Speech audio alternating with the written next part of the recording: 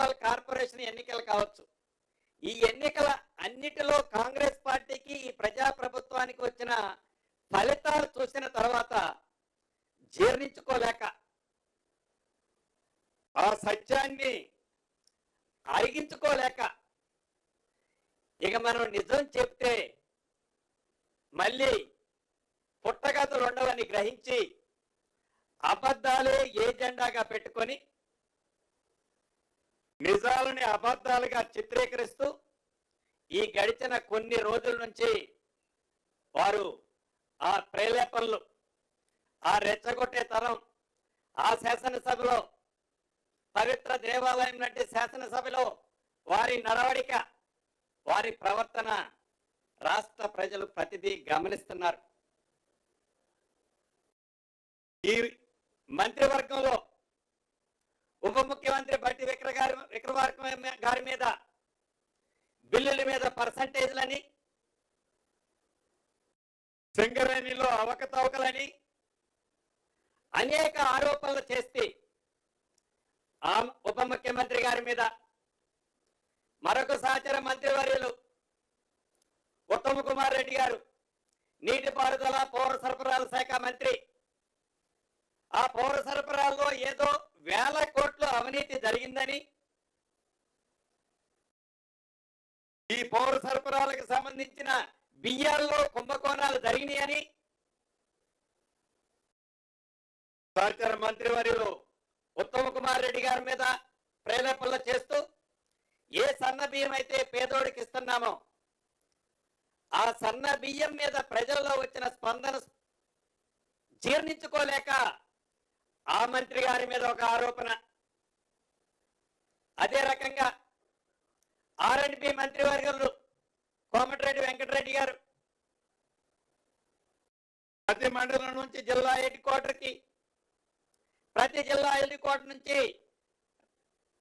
State head క్వార్టర్కి ఏవైతే రోడ్లు విస్తీర్ణ చేసి మెరుగైన రోడ్లు ఏర్పించడం కోసం యామ్ సిస్టంలో దేశంలోని కొన్ని రాష్ట్రాలు చేపట్టే కార్యక్రమాన్ని ఇక్కడ కూడా చేపడుతూ మంచి కార్యక్రమాన్ని చేపడితే ఆ పనులు జరిగితే వారి ఉనికి కోల్పోతారని ఆ కార్యక్రమం మీద కోమటిరెడ్డి వెంకటరెడ్డి గారి మీద ఒక నిందలు, అదే రకంగా ఎక్సైజ్ శాఖ మంత్రివర్యులు జూపల్లి గారి మీద ఏవైతే ఆ బాటిల్స్ కేసే స్టిక్కర్ల సిస్టంలో కానీ, లైసెన్సులు ఇచ్చే పారదర్శకంగా పెట్టే టెండర్ల సిస్టంలో కానీ అనేక అవకతవకలు జరిగాయని ఆ జూపల్లి కృష్ణారావు గారి మీద, అదే రకంగా గౌరవ ముఖ్యమంత్రి గారు రేవంత్ రెడ్డి గారి శాఖకు సంబంధించిన ఇల్ట్ పాలసీ కానీ టీడీఆర్ పాలసీ కానీ సంబంధించిన ఇలా ప్రతి మంత్రి మీద చివరికి నా మీద ముందు ఏదో క్రషర్ అంటాడు, తర్వాత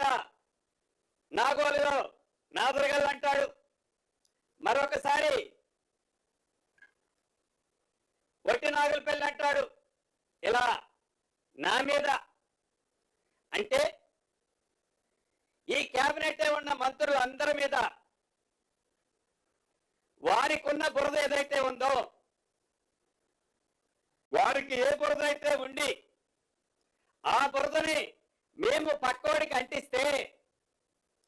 ఆ మంత్రులకో ఈ ప్రభుత్వానికో పూస్తే మేము శుభ్రంగా ఉంటామని భ్రమలలో బతుకుతూ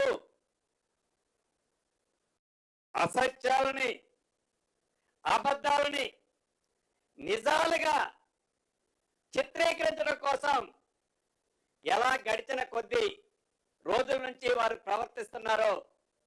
మనకి స్పష్టంగా కనిపిస్తుంది. మొన్న అసెంబ్లీలో గౌరవ ముఖ్యమంత్రి గారు ఏ ఇల్టి పాలసీ అయితే, ఏ టీడీఆర్ పాలసీ అయితే ఈ రాష్ట్ర ప్రభుత్వం తీసుకొచ్చిందో అసెంబ్లీ సాక్షిగా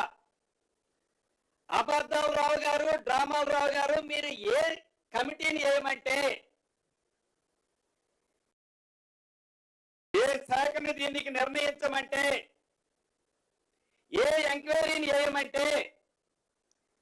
2004 నుంచి 2014 నుంచి తెలంగాణ రాష్ట్రం ఏర్పడిన దగ్గర నుంచి ఇప్పటి వరకు ఈ 2026 మార్చి వరకు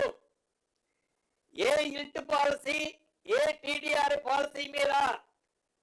వేలాది కోట్లు అవకతవకలు జరుగుతున్నాయని మీరు చెప్తున్నారో, ఈ ప్రభుత్వం అటువంటి ఎంక్వైరీ వేయడానికి సిద్ధంగా ఉందని గౌరవ ముఖ్యమంత్రి గారు ప్రకటిస్తే తోక ముడుచుకొని అసెంబ్లీ నుంచి పరారైన పరిస్థితి మనం ప్రత్యక్షంగా చూశాం. ఆనాడు మనం చూశాం ఎల్టీ పాలసీ. ఆ ప్రభుత్వంలో కొంత వ్యక్తుల కోసం ఎల్టీ పాలసీ తీసుకొచ్చారు. ఈనాడు ఈ ప్రభుత్వం అన్ని అంశాలతో పాటు ఇల్ట్ పాలసీని కూడా ప్రతి ఒక్కరికి సరి న్యాయం ఉండే విధంగా ఒక బ్రాడ్ మైండ్ తో ఈ హైదరాబాద్ పట్టణంలో ఇల్ట్ పాలసీని తీసుకురావడం జరిగింది. దాని మీద విమర్శలు, మీడియాలో పాలసీ తీసుకొస్తే దాని మీద విమర్శలు. అసలు విమర్శలు అనేది నిజముంటే ఏమన్నా జీర్ణించుకోవచ్చు, నిజం చెప్తే దాన్ని మనం సరిచేయొచ్చు.